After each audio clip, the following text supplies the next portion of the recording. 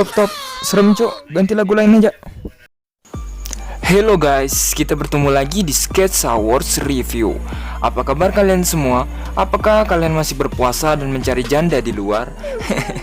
Kali ini kita akan membahas sebuah film yang menegangkan dan mengantukkan, yang berjudul Tembang Lingsir. Sebelum kita mulai, jangan lupa siapkan lilin dan sajian buat kita ngepet malam ini. Bercanda. Langsung aja kita ke film. Tunggu. Subscribe cok, subscribe buruan. Sebelum Mamang Cilok datang ke rumah lu minta jatah ngepet.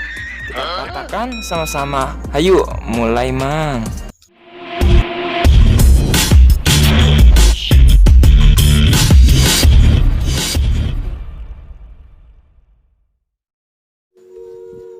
Di awal film, terlihat seorang wanita parubaya yang bernama ibunya Mala, saudaranya Mimin, yang memainkan gamelan dengan menggunakan lagu Cintaku Ditikung Tukang Cilok. Dan di saat dia memainkan gamelannya, lebih jauh terlihat ada sosok yang misterius mendekati rumahnya dan mau membunuh dirinya beserta anaknya. Ibunya yang menyelamatkan anaknya dengan cara nekat membakar akar pohon yang menahan kaki anaknya, dan seisi rumahnya terbakar. Sebelum kematian ibunya, dia berpesan ke anaknya jangan lupa dengan ajarannya, yaitu Lingsir Wengi. Lagu yang misterius konon dikenal sebagai pemanggil hantu yang diciptakan oleh Sunan Kalijaga.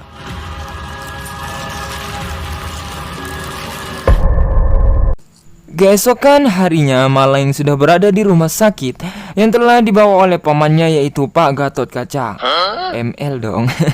Dokter mengatakan ke pamannya kalau karena kejadian semalam, Mala terkena infeksi larinitis, yaitu luka bakar pada leher yang menyebabkan Mala tidak bisa berbicara selama 3 minggu ke depan.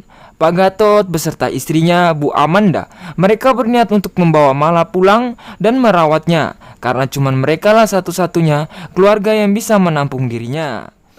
Pak Gatot mempunyai 2 anak, yaitu Bagas dan Desi. Salah satu anaknya Pak Gatot yang bernama Bagas memberikan sebuah papan tulis untuk Mala supaya bisa gampang berkomunikasi dengan mereka.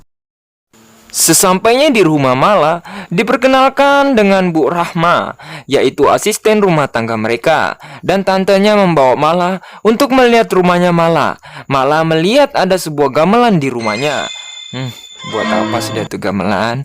Dan dibawa ke kamarnya. Di lain sisi, Pak Gatot sedang membaca tentang sebuah buku yang menjelaskan tentang tembang lingsir, bukan tentang janda perawan. Seketika Bu Rahma datang dan memberitahu ke Pak Gatot kalau yang dia lakuin sekarang ini dengan membawa Mala ke rumahnya adalah hal yang nekat. Ternyata Pak Gatot dan Bu Rahma ada hal yang sangat penting yang mereka sembunyikan dari keluarganya sendiri, yaitu utang-kutang sama tetangga. Kedatangan Desi ke meja makan ayahnya melarang dirinya untuk membuat acara ulang tahun dirinya di luar. Dia diperkenalkan dengan ibunya, yaitu saudaranya Mala. Desi tidak menyukai kedatangan Mala ke rumahnya karena tingkah laku Mala yang terlihat aneh sejak kecil, yang dimana dia kuat melamun sendiri dan sering menyanyikan lagu Lingsir Wengi atau Memikirkan Aku. Bangunnya Mala dari tidurnya, dia mendengarkan suara pintu seperti ada yang menggedor yang seperti bangunin sahur. Di saat Mala mengikutinya dan menuju ke ruangan lemari, terlihat sosok penampakan yang tepat berada di belakangnya. Mala yang tidak merasakan akan keadaan hantu itu, dia masih terus mengikuti suara mistis itu. Sesampainya dia di cermin, dia membuka kain di cerminnya. Seketika dan Mala melihat ada sebuah koin 1000 bergambar monyet yang bergelinding, dan tiba-tiba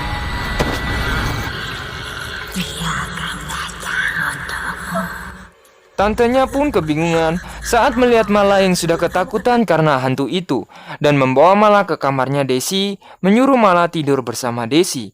Di saat Amanda yang sedang melihat sebuah kertas tagihan utang koperasi, dia teralihkan dengan sebuah suara orang yang memainkan gamelan di tengah malam.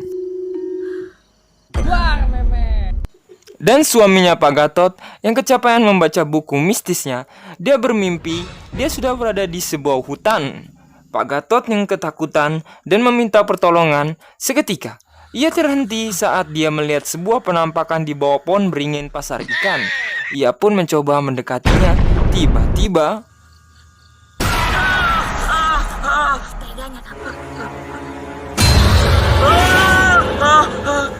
keesokan harinya teman-temannya Desi datang untuk mengunjungi rumahnya. Saat mereka masuk, temannya bertanya ke Desi, "Itu siapa?" Sontak, Desi yang tidak menyukai dirinya, dia bilang orang gak jelas. Mereka pun pergi meninggalkan Mala. Di kamarnya Desi, temannya bertanya, kenapa dia suka menggambar yang aneh-aneh. Ia mengatakan kalau dirinya sering memimpikan aku. Salah, orang itu jadi ia menggambarnya. Coba dia menggambarkan diriku saat aku datang ke mimpinya. Pasti comel. Anjing.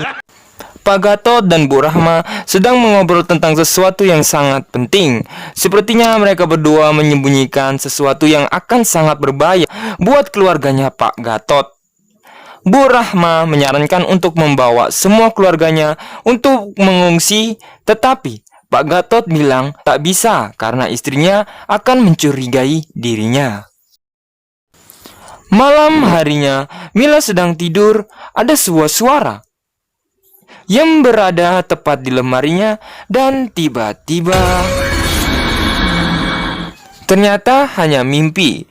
Keesokan harinya, Pak Gatot yang sedang melamun dan dia didatangi oleh istrinya Pak Gatot, mengatakan ke istrinya kalau sudah saatnya dia mengetahui semuanya. Pak Gatot membawa istrinya ke sebuah ruangan ritual penyembahan setan. Istrinya yang kecewa melihat tingkah laku dari suaminya yang di luar nalar manusia. Dia marah besar. Aku bisa jelasin. Kita bisa bicara. Di lain sisi, Mila yang bertemu dengan Bu Rahma dan Bu Rahma menanyakan tentang suaranya. Ia pun pergi meninggalkan Mala. Pak Gatot membawa istrinya untuk berbicara tentang hal yang penting. Jadi selama ini, Pak Gatot telah memiliki banyak hutang dari ayahnya, sehingga dia terpaksa melakukan persugihan untuk membayar hutang mereka dan menjadi kaya raya. Dan satu lagi, Bu Rahma seorang pembantu mereka adalah dukun santet yang telah menjaga ritual dan sajen babi ngepet untuk persugihan. Selama ini, Mala adalah tumbal bagi persugihan itu yang dilakukan oleh pamannya dan Bu Rahma. Ternyata Mala adalah anaknya Pak Gatot dari ibu yang berbeda. Di saat umur anaknya 17 tahun, Kanjeng Ratu yang mereka sembah akan meminta tumbalnya. Di hari yang sama, anaknya berulang tahun berumur 17 tahun yang bernama Desi. Seketika cuaca mendung yang menandakan akan ada hal yang berbahaya yang akan terjadi pada keluarganya Pak Gatot. Dia pun bergegas pulang dengan istrinya. Di lain sisi, Bagas dan Mala mencari dadu mereka yang masuk ke gudang ayahnya, tepat di sebuah ritual ayahnya. Di saat Mala mencari di bawah kasur, seketika ada sosok penampakan.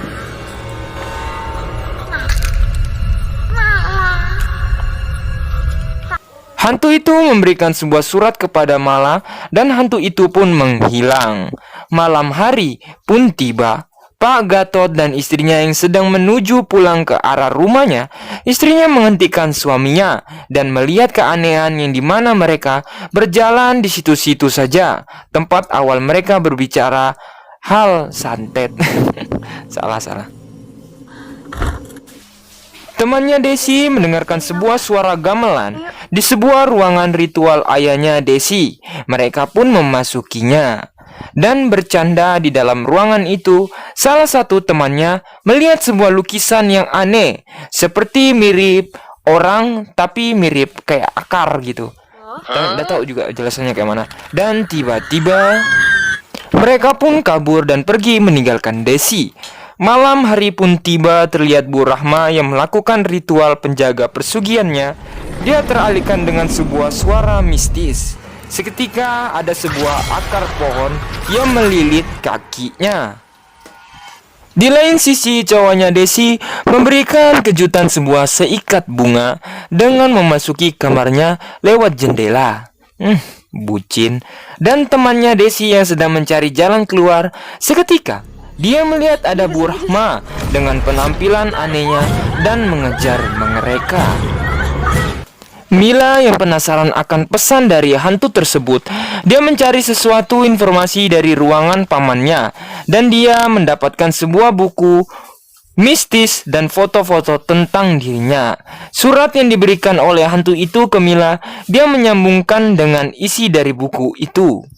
Di lain sisi, salah satu temannya Desi yang terpisah dengan temannya bernama Bella. Saat dia menghadap belakang, tiba-tiba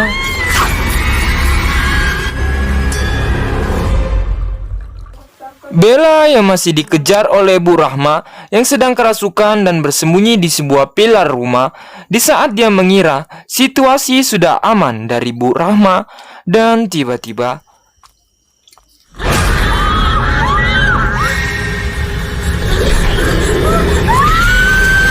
beralih ke Doni. Di saat dia menunggu kedatangan Desi, dia mendengarkan sebuah suara seperti orang memotong daging. Bukan sunat ya.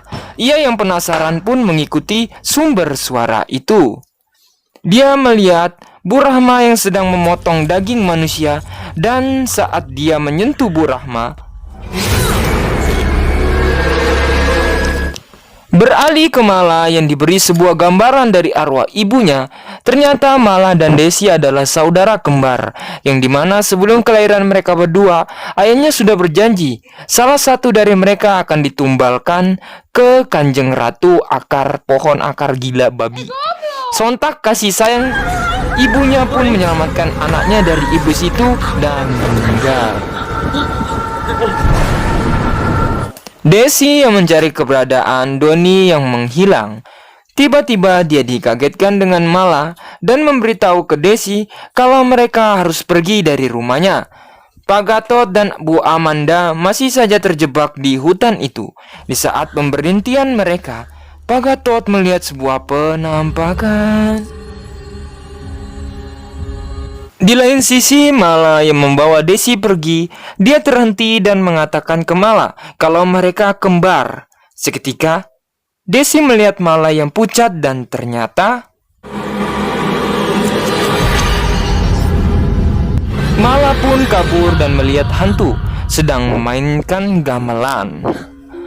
Di saat dia pingsan, dia terbangun di sebuah tempat yang dimana di situ tempat Bella mati. Akhirnya, Pak Gatot dan Bu Amanda berhasil menemukan jalan keluar, dan sesampainya di rumahnya, Bu Amanda langsung bergegas mencari anak-anaknya. Dia melihat Desi yang sudah terlilit dengan ranting pohon dan tidak sadarkan diri. Sedangkan di bawah alam sadarnya Mala, dia yang sudah ditahan dan dililit hantu itu yang mencoba ingin mengambil jiwanya. Desi, Gatot, dan Amanda mencoba menyandarkan Mala yang sedang terbelenggu dengan lilitan iblis itu, bukan terbelenggu dengan cintaku. Seketika, Mala pun sudah sadar, tetapi di alam bawah sadarnya, Mala dia sedang menyanyikan sebuah lagu Lingsir Wengi.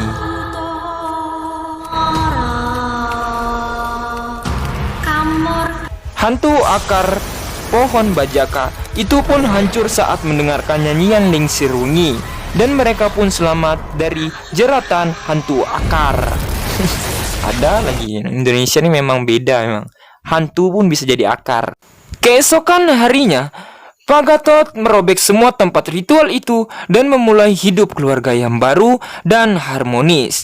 Mamat, terima kasih yang sudah menonton sampai habis. Bagi kalian yang sudah subscribe, semoga kalian mendapatkan pahala yang sangat banyak dan mendapatkan rezeki yang banyak. Jangan lupa subscribe ya, dan aku salut sama kalian yang menonton sampai saat ini. Terima kasih, arigatou gozaimashita.